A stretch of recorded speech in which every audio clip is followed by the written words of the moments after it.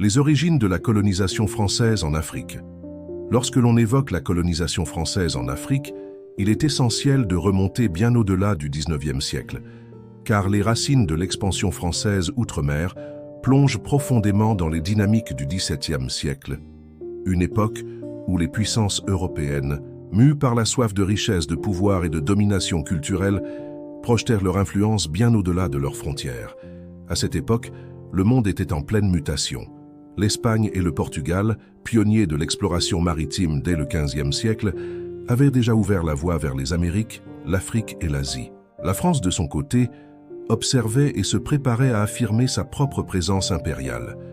Le contexte européen, marqué par la rivalité entre monarchies absolues, la montée du mercantilisme et les premières grandes compagnies de commerce, allait fournir le terreau idéal pour la naissance d'un projet colonial français à vocation globale. Sous le règne de Louis XIII, puis surtout sous Louis XIV, la France commence à établir ses premières bases outre-mer, dans les Caraïbes, au Canada, en Inde, mais aussi sur les côtes africaines.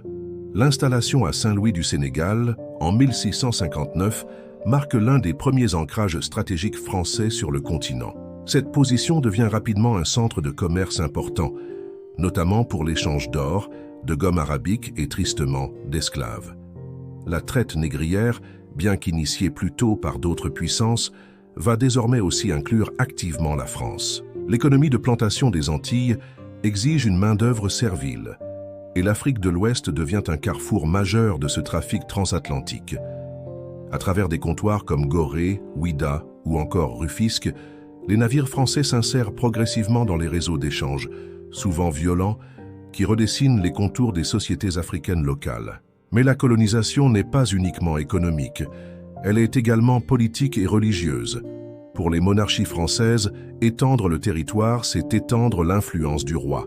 Et pour l'Église catholique, c'est une mission évangélique.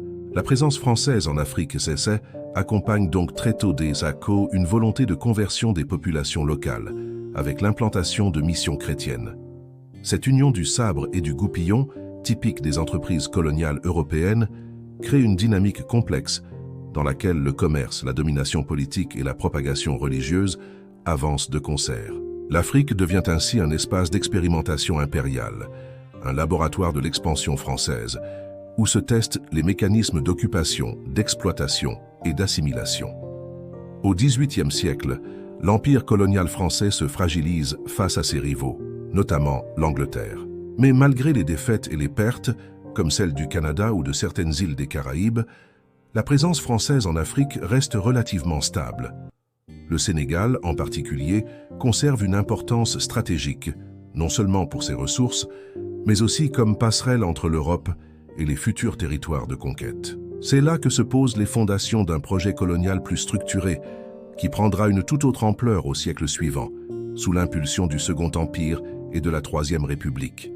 Ces premiers siècles d'engagement français en Afrique ne relèvent donc pas du hasard. Ils sont le fruit d'un enchevêtrement d'ambitions économiques, chercher des matières premières, contrôler les routes commerciales, de logique politique, renforcer le prestige de l'État, asseoir sa supériorité géopolitique, et de motivation idéologique, civiliser, convertir, dominer. Chaque poste établi, chaque navire envoyé, chaque traité signé, participe à une vision plus large, celle d'un empire français rayonnant, ancré sur plusieurs continents. Et bien que ces premiers jalons puissent sembler limités à quelques comptoirs isolés, ils représentent en réalité les premières pierres un édifice colonial qui finira par redessiner le destin de millions de personnes sur le sol africain. Au tournant du XIXe siècle, la France, meurtrie par les guerres napoléoniennes, mais animée par un fort désir de retrouver sa grandeur impériale, amorce une nouvelle phase d'expansion coloniale. Cette période marque un tournant décisif dans l'histoire de la présence française en Afrique. Ce n'est plus seulement une question de comptoir côtier ou de commerce transatlantique. Désormais, la France cherche à conquérir, administrer et transformer des territoires entiers. Et cette ambition prend forme de manière spectaculaire à partir de 1830, avec l'invasion de l'Algérie, point de départ d'un siècle de domination coloniale agressive sur le continent africain. L'expédition d'Alger, lancée par Charles X sous prétexte d'un contentieux diplomatique avec le Dey d'Alger, inaugure une ère de conquête qui dépasse rapidement les objectifs initiaux. Ce qui devait être une opération punitive se transforme en occupation prolongée, puis en colonisation systématique. Quelle Algérie devient rapidement un terrain d'affrontements sanglants entre les armées françaises et les forces de résistance locales, notamment dirigées par l'émir Abd el-Kader, figure emblématique du refus de la domination étrangère. Durant près de 2 décennies, ce chef religieux et militaire mène une guerre asymétrique contre les troupes françaises, mobilisant les tribus algériennes autour d'un idéal de souveraineté. Face à lui, la France met en place une stratégie de terre brûlée, de répression féroce et d'occupation militaire massive. En 1847, Abd el-Kader capitule, mais la pacification de l'Algérie reste inachevée, car elle s'accompagne de spoliations de terres, de déplacements forcés de populations et de l'installation progressive de colons européens. Pendant que l'Algérie devient un laboratoire de la colonisation de peuplement, la France poursuit son avancée vers l'Afrique subsaharienne. Dès le milieu du siècle, le Sénégal prend une importance stratégique grandissante. Sous l'impulsion du gouverneur Louis Faidherbe, nommé en 1854, la France entame une politique d'expansion territoriale dans l'intérieur du pays. Faidherbe, ingénieur militaire et fin stratège, combine l'usage de la force armée avec une diplomatie habile, s'appuyant sur certaines élites locales pour diviser les résistances. Il fonde l'école des otages à Saint-Louis, destinée à former les fils de chefs africains à la culture française, créant ainsi une élite locale favorable au pouvoir colonial. Parallèlement, il lance la construction de forts et de routes, impose un impôt de capitation et développe le chemin de fer Dakar-Saint-Louis, instrument clé de l'intégration économique forcée. À travers l'Afrique de l'Ouest, du fleuve Sénégal au fleuve Niger, la France met en place une stratégie de pénétration militaire et administrative appelée l'attache de huile. Avancer progressivement depuis des bases sûres, étendre l'autorité par cercles concentriques, intégrer les territoires conquis à un système de contrôle étatique. Ce modèle s'accompagne de nombreuses alliances avec des chefs locaux, souvent obtenus par la coercition, la manipulation ou la promesse d'une protection contre des ennemis voisins. Là où ces alliances échouent, la guerre éclate. Des figures comme Samori Touré en Guinée ou El Hadj Omar Tall au Mali se dressent contre elles avancées françaises, menant des résistances tenaces qui obligent Paris à déployer des troupes importantes et à adapter ses méthodes. Ces conflits mettent en lumière le caractère profondément violent de la colonisation, souvent masqué dans les discours officiels par des justifications morales ou économiques. Car la France n'avance pas à visage découvert. Pour légitimer ses conquêtes, elle mobilise des discours d'une redoutable efficacité. Mission civilisatrice, lutte contre l'esclavage pratiqué par certaines sociétés africaines, diffusion du progrès et de la modernité. Ces justifications masquent les véritables enjeux économiques: accès aux ressources, ouverture de marché, contrôle des routes commerciales, et servent à gagner l'adhésion de l'opinion publique métropolitaine. Le colonialisme devient un projet national, soutenu par les élites politiques, intellectuelles et religieuses, et incarné par des institutions robustes. Des bureaux coloniaux sont créés à Paris, des sociétés de géographie financent des missions d'exploration, et l'armée développe des corps spécialisés, comme les tirailleurs sénégalais, pour renforcer sa capacité d'action en Afrique. Administrativement, les territoires conquis sont progressivement intégrés à un système colonial hiérarchisé. L'Algérie, considérée comme un prolongement de la métropole, est divisée en départements, tandis que l'Afrique de l'Ouest est organisée en cercles et en colonies avec des gouverneurs, des commandants de cercles et des administrateurs civils. Le pouvoir repose sur une centralisation forte, une bureaucratie rigide et une logique d'assimilation. Les élites africaines sont encouragées à adopter la langue, la culture et les valeurs françaises au prix d'un effacement de leur propre identité. Pourtant, cette assimilation reste incomplète, car la majorité des populations restent exclues des droits politiques et subissent une domination brutale. Le 19e siècle achève donc sur une domination française bien établie en Afrique du Nord et de l'Ouest, mais aussi sur un continent profondément meurtri par les violences de la conquête, les déplacements de population, les réorganisations sociales et économiques imposées de l'extérieur. Cette expansion n'est ni linéaire ni pacifique. Elle est faite de conflits, de trahisons, d'hybridation culturelle et de résistance héroïque. Et elle annonce déjà une nouvelle étape décisive dans l'histoire coloniale, la course à la partition de l'Afrique, où la France devra faire face à d'autres puissances européennes pour imposer ses ambitions impériales. À la fin du XIXe siècle, l'Europe entière entre dans une phase cruciale et tumultueuse connue sous le nom de partage de l'Afrique. Ce processus, qui s'étend approximativement de 1880 à 1914, marque l'apogée de l'expansion coloniale française sur le continent, mais aussi une compétition féroce entre les grandes puissances européennes. La France, forte de ses conquêtes antérieures, cherche non seulement à consolider ses territoires existants, mais aussi à étendre son empire vers de nouvelles régions stratégiques et riches en ressources. Ce contexte est fondamental pour comprendre comment la carte politique de l'Afrique a été redessinée, souvent au détriment des populations locales.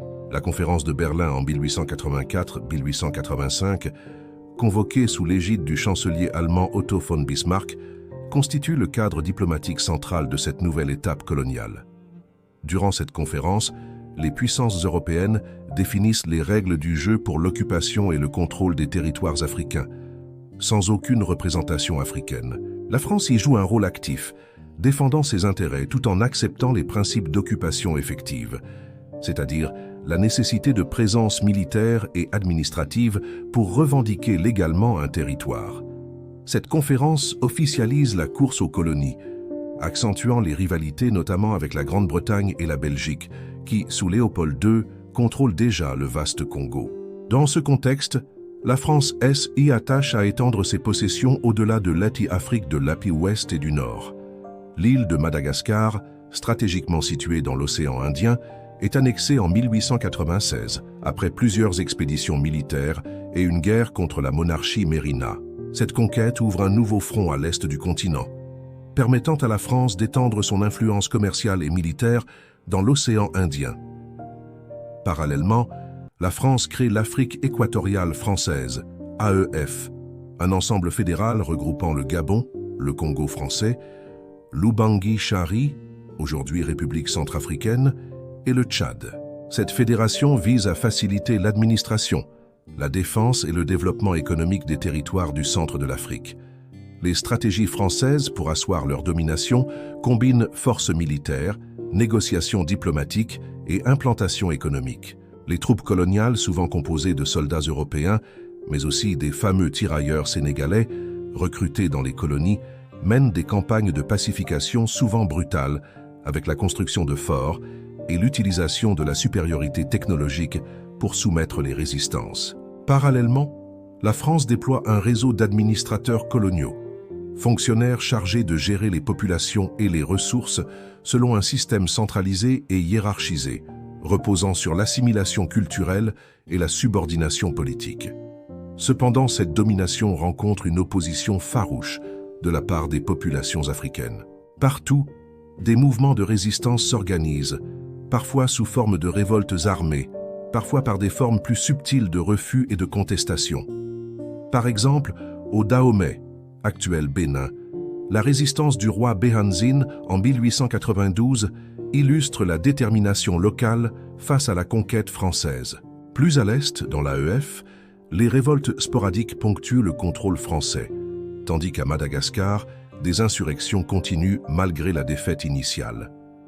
Ces résistances, bien que souvent écrasées par la force, témoignent de la complexité et de la violence du processus colonial, mais aussi de la capacité des Africains à défendre leur souveraineté et leur culture face à l'impérialisme. Sur le plan économique, la France mise sur l'exploitation intensive des ressources naturelles, caoutchouc, café, coton, huile de palme, or et plus tard, pétrole. Des infrastructures sont construites pour faciliter l'exportation, notamment chemins de fer et routes, souvent au prix d'un travail forcé et d'une réorganisation brutale des économies locales. Les compagnies concessionnaires privées jouent un rôle crucial lié à l'État français, dans la mise en place de ce système d'exploitation qui alimente l'essor industriel de la métropole. Cette période de conquête maximale pose également les bases d'un débat idéologique profond. Le discours de la mission civilisatrice est largement propagé pour justifier les actes coloniaux. Mais il coexiste avec une réalité souvent cynique de domination, d'exploitation et de répression. La France, en s'érigeant en puissance protectrice et civilisatrice, cherche à asseoir son prestige international tout en construisant un empire qui modifiera durablement les trajectoires politiques, sociales et culturelles du continent africain. Au cours du XXe siècle, l'administration coloniale française en Afrique connaît une évolution complexe et marquée par des tensions croissantes, qui reflètent à la fois les ambitions métropolitaines et les résistances croissantes des populations africaines. La gestion des territoires colonisés repose sur deux grands modèles théoriques qui vont orienter les politiques françaises. L, assimilation et L, association. Ces approches, qui incarnent des visions différentes de la relation entre la France et ses colonies, auront des impacts profonds sur les sociétés africaines, leur culture, leurs structures économiques et leur dynamique politique. Le modèle d'assimilation, dominant surtout dans les premières décennies du siècle, postule que les colonisés peuvent devenir des citoyens français à part entière s'ils adoptent la langue, les lois, les coutumes et la culture française.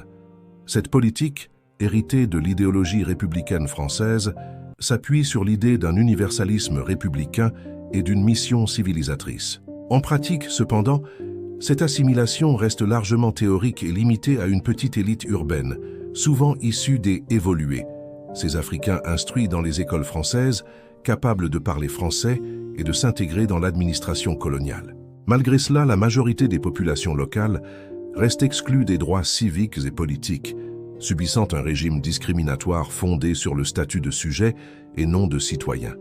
Face aux limites de l'assimilation, la politique d'association gagne en importance, surtout après la Première Guerre mondiale. Cette approche reconnaît l'existence des sociétés africaines avec leurs institutions propres, tout en cherchant à les intégrer dans l'empire colonial sous tutelle française. Le but est moins d', imposer une uniformité culturelle, que d', administrer efficacement un territoire vaste et diversifié, en s'appuyant sur les chefs locaux et les structures traditionnelles. Cette politique de indirect rule, à la française, différente de celle pratiquée par les Britanniques, tente un équilibre fragile entre domination et respect apparent des coutumes autochtones. Cependant, elle ne fait que renforcer les hiérarchies sociales existantes et provoque souvent des tensions, car les chefs traditionnels collaborant avec les autorités coloniales sont perçus comme des traîtres par une partie de la population. Sur le plan social et économique, l'administration coloniale impose des transformations majeures. La mise en place de l'impôt, le travail forcé, la monoculture des exportations et la confiscation des terres affectent durablement les modes de vie et les économies locales. Le développement des infrastructures, telles que le réseau ferroviaire ou les ports, sert avant tout les intérêts de l'économie métropolitaine. Ces politiques provoquent une paupérisation de certaines populations et renforcent les inégalités. La scolarisation, bien que développée, reste limitée, surtout dans les zones rurales, ce qui freine la formation d'une classe moyenne africaine capable de contester le système colonial. La Seconde Guerre mondiale constitue un tournant majeur. D'abord mobilisés dans les rangs des tirailleurs africains, les soldats africains rentrent chez eux avec un regard transformé sur la métropole et sur les discours coloniaux. La guerre affaiblit la France, tout en mettant en lumière les contradictions entre ses idéaux démocratiques et la réalité coloniale. À partir de 1946, la création de la communauté française et la reconnaissance formelle de la citoyenneté pour certains colonisés marquent le début d'une nouvelle phase politique, mais ces avancées restent très limitées dans la pratique. C'est dans ce contexte que se développent les mouvements nationalistes africains. Des figures telles que Félix Houphouët-Boigny en Côte d'Ivoire, Léopold Sédar Senghor au Sénégal ou Ahmed Sékou Touré en Guinée émergent comme leaders politiques, articulant des revendications pour l'égalité, l'autonomie et l'indépendance. Ces élites africaines, formées souvent dans les universités françaises, jouent un rôle clé dans la construction d'une conscience politique nouvelle, capable de contester le modèle colonial. Les années 1950 et 1960 sont marquées par des conflits parfois violents, notamment la guerre d'Algérie 1954-1962, qui incarne la lutte la plus intense et la plus dramatique pour la décolonisation. La France, malgré ses tentatives de réforme, résiste d'abord à la perte de ses colonies, mais doit finalement céder face à la montée des nationalismes et à la pression internationale. Le processus de décolonisation s'opère alors de manière graduelle, marqué par des négociations politiques, des référendums et des transitions institutionnelles souvent complexes. Cette période bouleverse les équilibres géopolitiques en Afrique, entraînant la naissance de nouveaux États indépendants, mais aussi des défis majeurs en termes de développement, d'unité nationale et de relations avec l'ancienne métropole. L'héritage de cette administration coloniale est double. Il a façonné les structures politiques et économiques des pays africains, mais il a aussi laissé des cicatrices profondes, sociales, culturelles et identitaires. Comprendre cette histoire est crucial pour saisir les enjeux contemporains du continent africain, ses relations avec la France et le monde, ainsi que les défis liés à la mémoire et à la réconciliation. Dans les décennies 1950 et 1960, la décolonisation française en Afrique atteint son point culminant, marquant une transformation radicale dans l'histoire politique du continent. Ce processus, loin d'être linéaire ou uniforme, est caractérisé par une succession d'événements complexes, mêlant négociations diplomatiques, luttes armées, résistance populaire et rivalité idéologique sur fond de guerre froide. Pour comprendre pleinement cette phase décisive, il faut saisir les multiples dynamiques qui ont conduit à la fin de l'Empire colonial français et à la naissance de nouvelles nations africaines. Les années 1950 s'ouvrent sur un climat de contestation croissante. Partout en Afrique, les aspirations à l'indépendance se font entendre avec force, portées par une génération d'intellectuels, de militants et de leaders politiques qui ont souvent été formés en métropole ou influencés par les idéaux universalistes issus des mouvements de décolonisation dans des autres parties du monde. Ces figures clés, telles que Kwame Nkrumah au Ghana, Léopold Sédar Senghor au Sénégal, et plus tard Patrice Lumumba au Congo belge, symbolisent cette montée en puissance du nationalisme africain, même si certains d'entre eux n'étaient pas directement liés à la France, leurs combats ont un écho puissant dans l'ensemble du continent. En Afrique française, plusieurs mouvements nationalistes s'organisent pour réclamer la fin de la domination coloniale. Le Parti du Rassemblement démocratique africain, RDA, fondé en 1946, joue un rôle crucial, regroupant des partis et leaders de différentes colonies. Cependant, cette période est aussi marquée par des tensions internes, entre ceux qui prônent une autonomie progressive à travers des réformes dans le cadre de la communauté française et ceux qui militent pour une indépendance totale et immédiate. La guerre d'Algérie, débutée en 1954, cristallise ces tensions et devient le conflit le plus violent et emblématique de la décolonisation française. Face à une résistance armée menée par le Front de Libération Nationale, FLN, la France engage des opérations militaires majeures combinées à des politiques répressives et des tentatives de négociation avant de finalement accepter en 1962 la souveraineté algérienne. Ce conflit laisse des traces profondes, tant en Algérie qu'en France, marquant un tournant dans la politique coloniale française et dans la perception internationale du colonialisme. Parallèlement, dans d'autres territoires d'Afrique noire, la décolonisation se déroule souvent par voie politique et négociée. La France adopte une politique pragmatique, favorisant des cadres institutionnels comme la Communauté française instaurée en 1958, qui accorde une large autonomie aux colonies tout en maintenant des liens étroits avec la métropole. Cependant, les élections et référendums organisés dans les colonies conduisent rapidement à l'adoption de l'indépendance, souvent sous la houlette des leaders nationalistes. En 1960, année souvent qualifiée d'année de l'Afrique, 13 pays africains issus de l'Empire français accèdent à l'indépendance, dont le Sénégal, la Côte d'Ivoire, le Mali, le Niger et le Burkina Faso. Ce processus ne se déroule pas sans défis. Les nouveaux États font face à des difficultés économiques considérables, notamment en raison d'une dépendance persistante à l'égard des marchés et des capitaux français. Sur le plan social, la transition vers l'autonomie politique soulève des questions liées à la construction de nations unifiées au sein de sociétés souvent divisées par des appartenances ethniques, culturelles et linguistiques diverses. Politiquement, les premières décennies d'indépendance sont marquées par des régimes autoritaires, des coups d'État et des tensions internes, dans un contexte où la guerre froide influence également les alliances et les orientations idéologiques. Du côté de la France, la période post-coloniale s'accompagne d'une redéfinition des relations avec ses anciennes colonies, sous la forme de la France-Afrique, un réseau informel mêlant liens économiques, politiques et militaires. Cette relation ambiguë, parfois qualifiée de néocoloniale, soulève des débats et des critiques sur la véritable souveraineté des États africains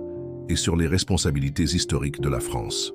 Quel héritage de la colonisation française en Afrique est une réalité complexe et multiforme qui continue de façonner, parfois de manière insidieuse, les structures politiques, sociales et économiques des pays concernés, ainsi que leurs relations avec la France. Pour comprendre pleinement les dynamiques contemporaines du continent africain, il est indispensable d'analyser en profondeur cet héritage, qui mêle influence durable, rupture et recomposition identitaire. Sur le plan politique, la colonisation a imposé des modèles administratifs et institutionnels qui, dans bien des cas, ont été reproduits après l'indépendance, parfois sans adaptation suffisante aux réalités locales.